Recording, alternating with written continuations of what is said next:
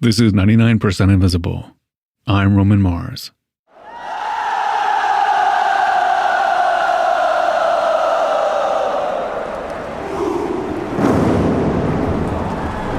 That is the sound of exactly 2008 drummers pounding away in perfect synchronicity during the opening ceremony of the 2008 Beijing Summer Olympics.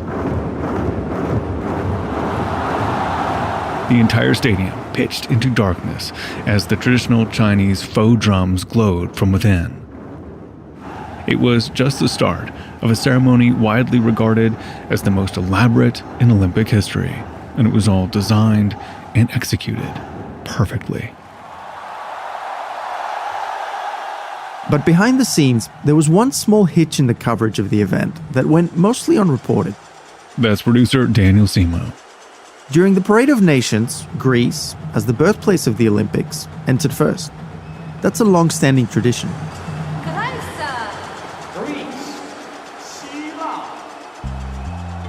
But then the rest of the teams came out according to the number of strokes in the Chinese characters that comprised their name.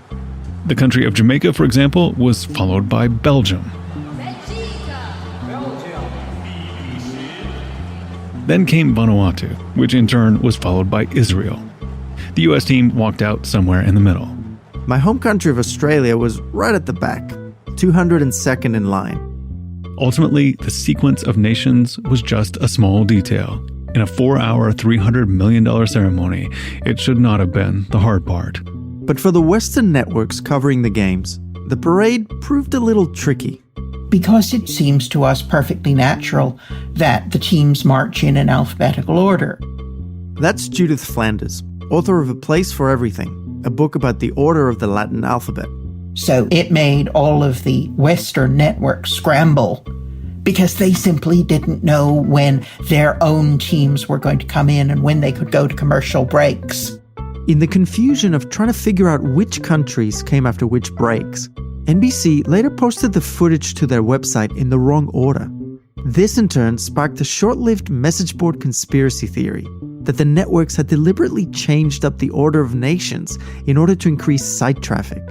You know, despite the fact that probably if you had asked the organizers doing the Olympic coverage, they would have known that Chinese does not use an alphabet, but it didn't quite penetrate. So in that way, you see how deeply embedded the alphabet is in our psyches. For much of the Western world, alphabetical order is the default.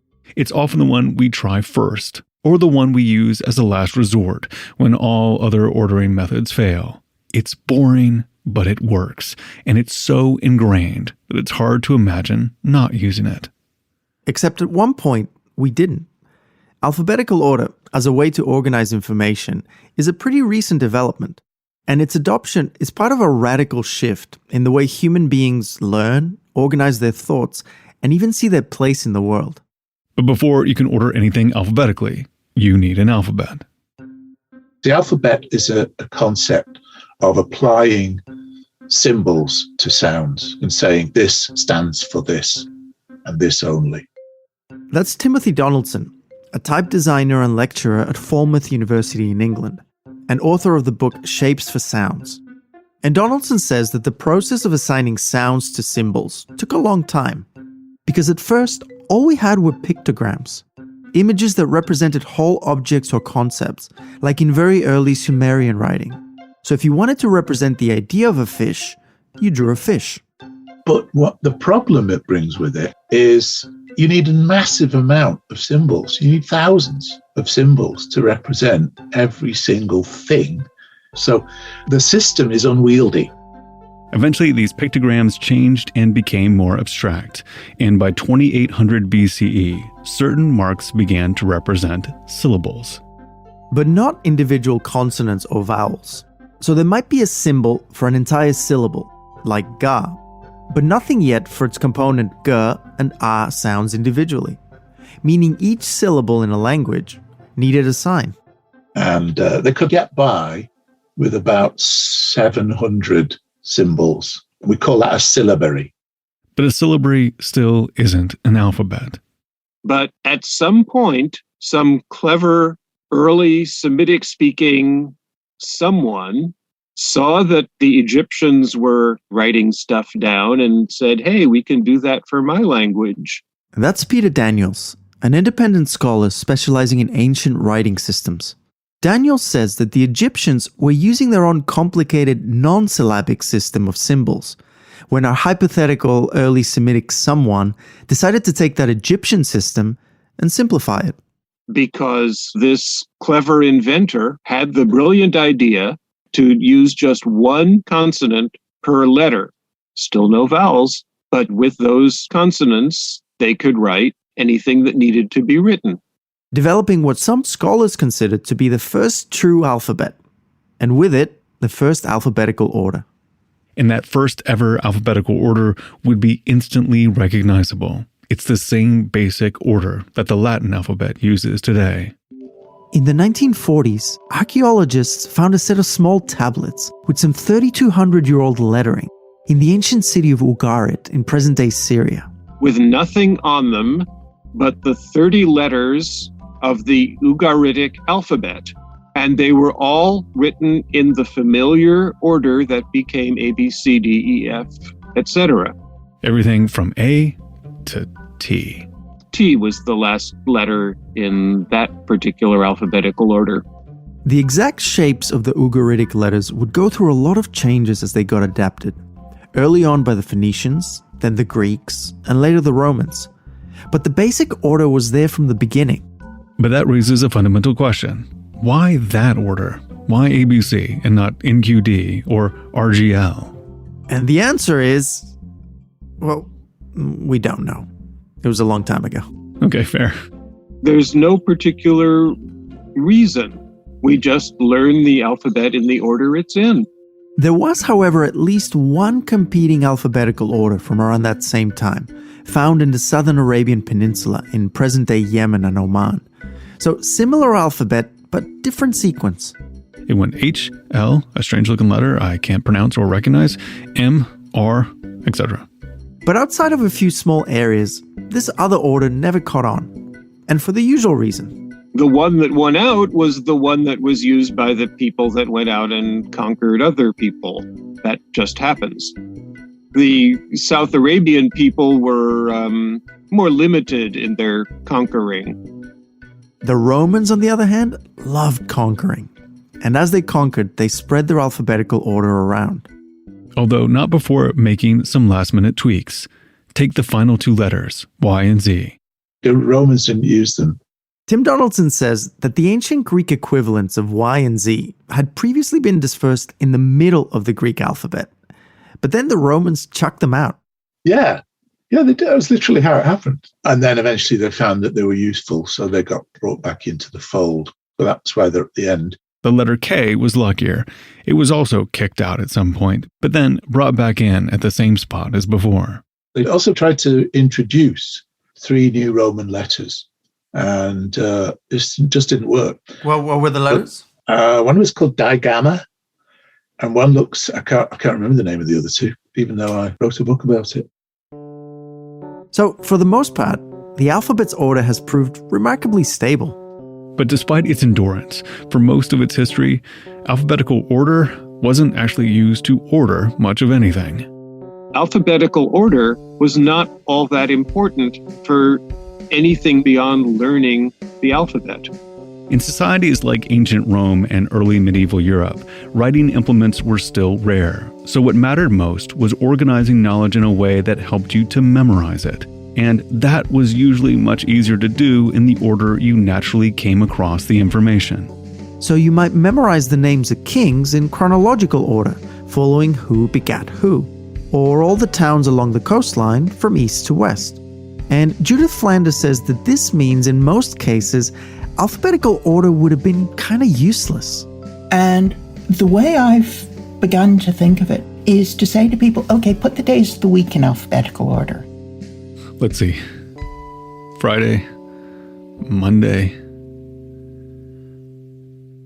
And there's always a very long pause. Thursday, Tuesday. Because we don't think of them that way. We start at Monday. Saturday, Sunday, Wednesday. Jesus.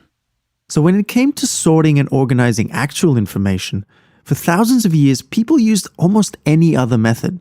They organized things by size, by geography, by chronology, just not alphabetically. But these early ordering methods also reflected the way people thought about the world. And one important way that they thought about it was hierarchically. In the Middle Ages, for example, William the Conqueror's Doomsday Book, which was a survey of all his subjects' property assets, was divided into sections that started with the nobles and ended with the peasants. So you move down not alphabetically, but through more or less who had more money and who had more power. Church documents also tended to reflect this hierarchical view, where the church fathers come first, and then other theological writers, then other less important writers, and finally, whisper, pagan writers. They weren't even Christian. And they trail in at the end because they're not important. But nowhere was this hierarchical worldview more apparent than in encyclopedias. These books were primarily religious documents, written by archbishops and monks, who were attempting to create what they called a mirror of the world. Starting with God, the angels, and the saints at the front, and plants and inanimate objects at the very back. Humans were usually somewhere in the middle. Theological books might have glossaries of difficult terms at the back, but these would be organized in the order they appear in the book, not alphabetically. Because in a world where knowledge was considered complete and holistic, the point was not to look up only the facts you needed, but to read the book from beginning to end. You might occasionally come across a merchant's invoice or one small part of a dictionary organized alphabetically, but even as late as the Middle Ages, alphabetical order was still so rare that anytime someone used it in a book, they would have to explain it. So you'd get this kind of primer from the author at the beginning, where he might say, if the topic you're interested in starts with Z, try looking towards the end. And it's perfectly clear he thinks he has invented it.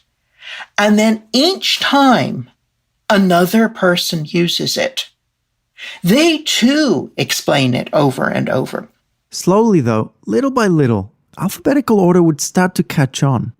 We can't say why exactly, but Judith Flanders points to one potential reason, at least for those who knew their ABCs.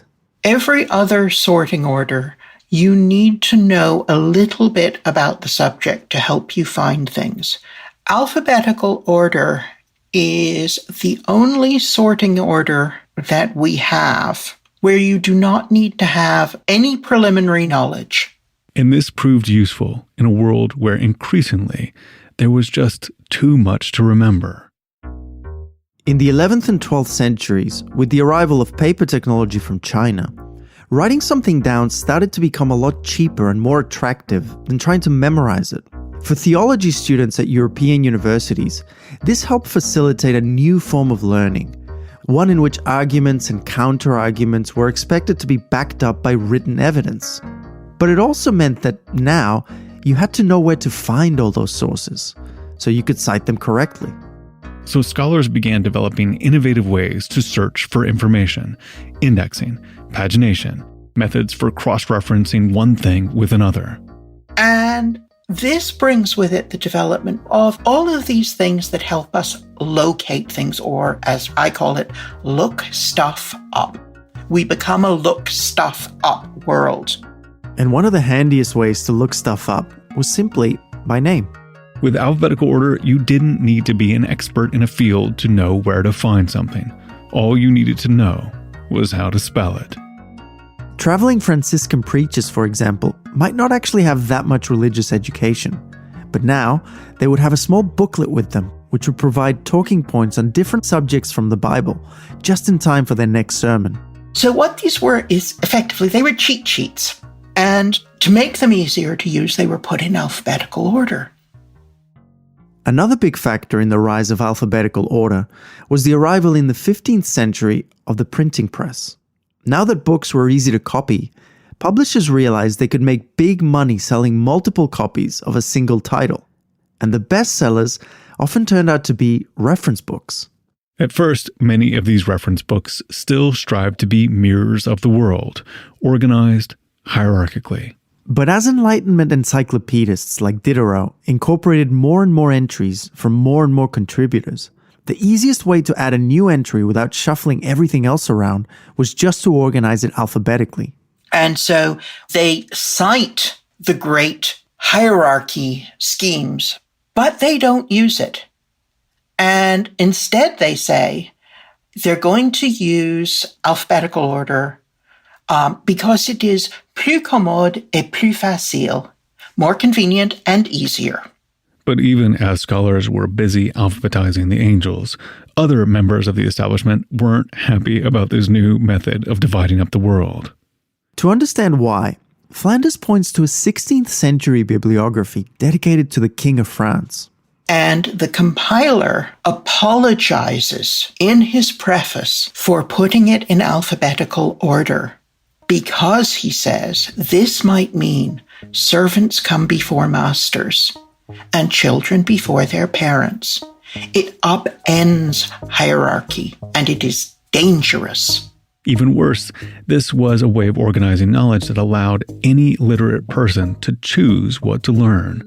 With alphabetical order, knowledge was no longer a fixed set of ideas to be handed down by learned authorities. Instead, it was up to the individual to decide what was worth discovering and what could be ignored.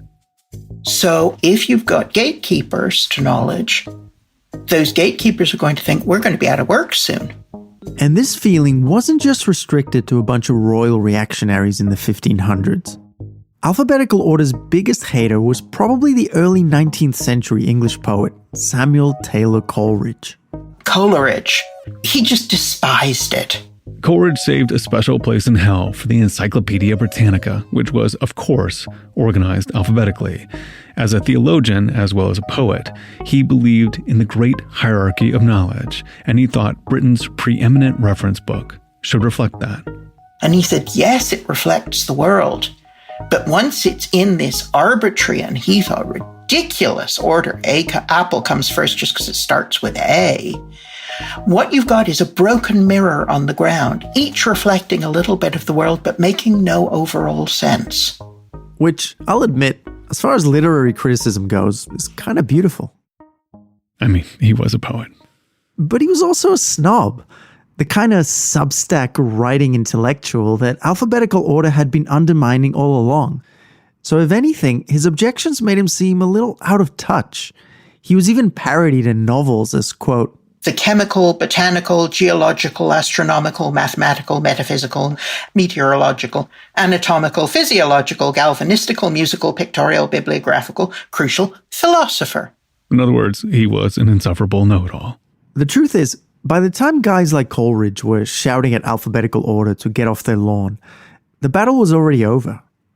At some point, when no one was looking, without needing a great champion to advance it or a campaign to promote it, alphabetical order had won.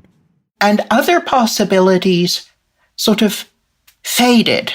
People lost sight of the fact that there are other possibilities. Today, organizing information according to its name has become so commonplace that it often just goes unnoticed. But it still comes with its own biases. Just ask anyone whose name starts with a letter at the end of the alphabet. Academic economists are more likely to be cited, get jobs at prestigious universities, and even win Nobel Prizes if their names are higher up in the alphabet. Political candidates are more likely to win if they have early alphabet names rather than late names. There is even something called alphabet fatigue, which is a phenomenon where a dictionary or encyclopedia team becomes less and less thorough as they move through the letters. The first alphabetized edition of Encyclopedia Britannica had 3 volumes, each of roughly equal length. Volume 1 was A through B. And of course, as we know, there are plenty of cultures and languages and civilizations that have done perfectly nicely without an alphabet, and they have no problem with other sorting systems. During the Ming Dynasty in 15th century China, the largest general encyclopedia in history was organized according to a well-known rhyming scheme. It remained the world's largest reference book for 6 centuries, and it worked just fine. And in the 21st century, people have started turning to other ways of finding and sorting information. Even as much of the internet's underlying infrastructure depends on it, no one uses alphabetical order to search through Wikipedia or to decide which article to click on next. Instead of indexes organized alphabetically, we have hyperlinks leading in 1,000 different directions. Alphabetical order may have won when no one was looking, but now, just as quietly, it's being rendered obsolete. So we may discover that alphabetical order is a phase, an 8th century phase, but it might be a phase.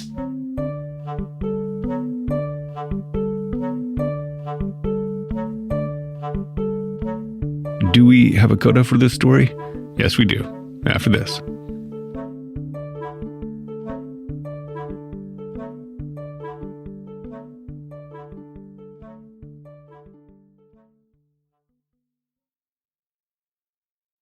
So we're here again with Daniel Simo. Hey, Dan. Hey, Roman. Before I let you go, I heard you had one more thing that you wanted to share with us regarding alphabetical order. Yeah, I do. And I wanted to save it for the coda because, as a reporter, one of the things I love the most is when someone I'm interviewing really hates one of their subjects. And it turns out that Judith Flanders really, really hates someone. And I found this out towards the end of the interview when I was wrapping things up. And I asked my standard kind of wrap-up question. And I just want to play you some of that tape. Judith, is there anything that we haven't touched on that you think would be important to mention? There isn't. The only thing I wonder if you want me to do, just because you said you wanted a couple of sort of character-driven things. Yeah. Is the hideous Melville Dewey. At which point you're like, oh yes, please talk about the hideous Melville Dewey. Exactly. Yes, please. Yeah, I mean, Dewey is not interesting in terms of alphabetical order, except he didn't use it. But he was so ghastly. I mean, apart from anything else, the moron spelt his name Melville. I mean, really. I didn't think I could love Judith Flanders anymore, but I really enjoy how much she seems to not enjoy Melville Dewey. Yeah. And so Melville Dewey, for those who don't know, is the inventor of the Dewey Decimal System, or officially the Dewey Decimal Classification, or DDC, which is a sorting method for libraries that is still very common in the US in many libraries today. So apart from the objectionable way that Judith thinks he spells his name, what doesn't she like about him? Well, she's got a few issues. Okay. So basically, Melville Dewey was born in a small town in upstate New York in 1851. And he actually changed the spelling of his name when he was quite young because he was a fan of the movement at the time to simplify English spelling. For a while, he even changed the spelling of his last name to DUI. That didn't stick? No, that one didn't stick. Apparently, the bank refused to recognize his signature. So, yeah, if you can't cash checks, then it doesn't stick. Exactly. So Dewey, Dewey, graduated from Amherst College in Massachusetts. And Judith Flanders says that soon after he was made a librarian there. So he's still in his 20s, but he was asked to catalog its library. The odds are pretty good. He didn't know much about library classification. So he returned to the idea of a hierarchy of knowledge, which is based on the older classical liberal arts idea. And it's important to point out that a lot of libraries back then, just like now, were already organized by subject, at least on some level. So all the calculus books would be in one place and all the American history books would be in another. But Dewey took the basic idea and kind of went, let's say, mad with power. He really believed, just like Coleridge, that all knowledge was connected in this elegant hierarchy. So in his new system, once you got to the subject area, it would just be divided into smaller subject areas, which themselves would be divided into yet smaller subject areas, and so on and so on. So it becomes subjects all the way down. Yeah. And this was his eponymous Dewey Decimal System, or Dewey Decimal Classification. And the reason it has the word decimal in there is because all of these subjects were assigned numbers. So, for example, the 500s are natural sciences, 590 is zoology, 595 is other invertebrates, 595.7 is insect, and eventually you get to butterflies if you follow along. Yeah, well, that makes sense. Okay. It doesn't seem like this is a real problem so far. Yeah, exactly. It wasn't totally a bad idea. And perhaps more importantly, at that time, it offered this kind of ready-made, off-the-rack solution for organizing books. And it ended up getting picked up by a lot of these institutions throughout the second half of the 19th century. So, even if it's not perfect, it's used so widely that you could go to any library in the country and know where to find things. And that's probably its biggest advantage. Definitely. It's ubiquity, basically. Yeah. But Judith Flanders points out that it had a few big problems. The benefit is, if you want to find out about the subject, you work out which its number is, you go to the shelves, and there are all the books. So it helps you find out about a subject more generally. What it doesn't do is help you find a specific book. And this is sort of the crux.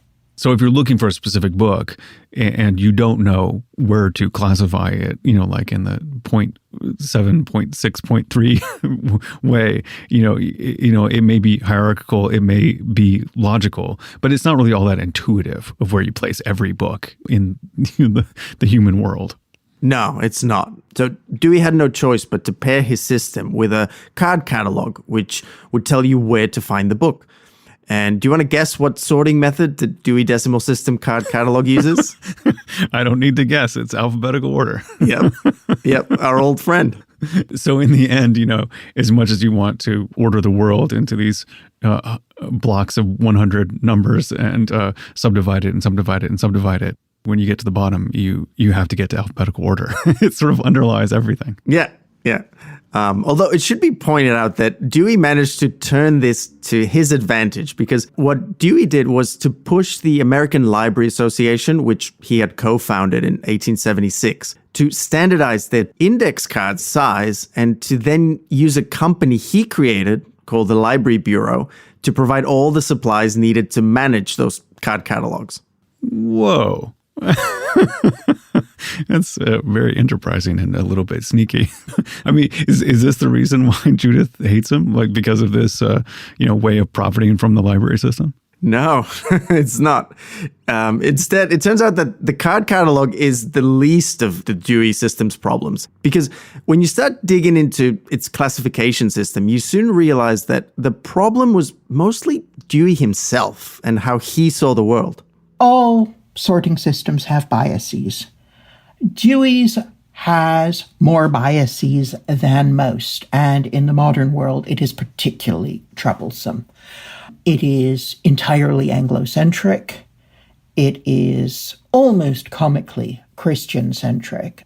So Christianity was given all the numbers between 200 and 289, whereas Islam is given only a single number, 297. Oh, and women are originally categorized very neatly next to etiquette. Bitter? Me? No, not at all.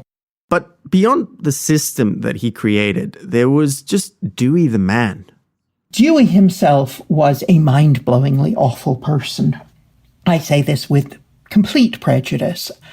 He founded the American Library Association, but was forced to step down when 4 women complained that he had assaulted them in a 2-week period. He was anti-Semitic, he was racist. Even in anti-Semitic and racist days, he was considered to be pretty horrible. So he was also asked to stand down from his position as librarian for New York State for his Christian whites-only policies. And if you can imagine, in those times, it must have taken an awful lot for him to get to that stage.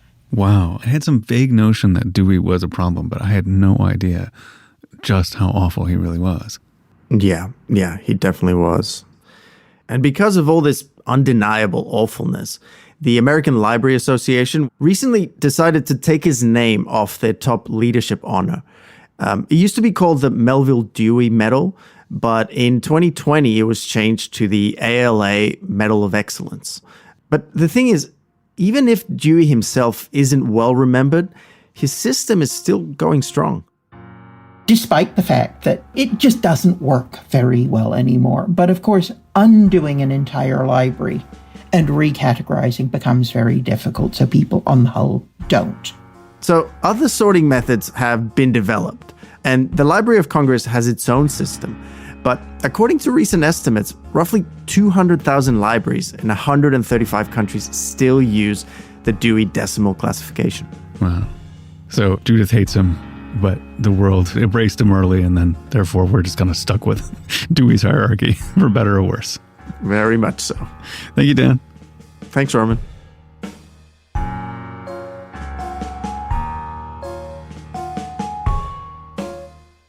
"99% Invisible" was produced this week by Daniel Simo, edited by Joe Rosenberg, mix and tech production by Amita Ganatra, music by our director of sound, Swan Rial. Delaney Hall is our executive producer, Kurt Kolstad is the digital director. The rest of the team includes Vivian Leigh, Lajma Dawn, Christopher Johnson, Emmett Fitzgerald, Chris Berube, Sophia Klatzker, and me, Roman Mars. We are part of the Stitcher and SiriusXM podcast family, now headquartered 6 blocks north in the Pandora building in beautiful Uptown, Oakland, California. You can find the show and join discussions about the show on Facebook. You can tweet at me at Roman Mars and the show at 99pi.org. We're on Instagram and Reddit too. You can find links to Stitcher shows I love, as well as every past episode of 99pi at 99pi.org.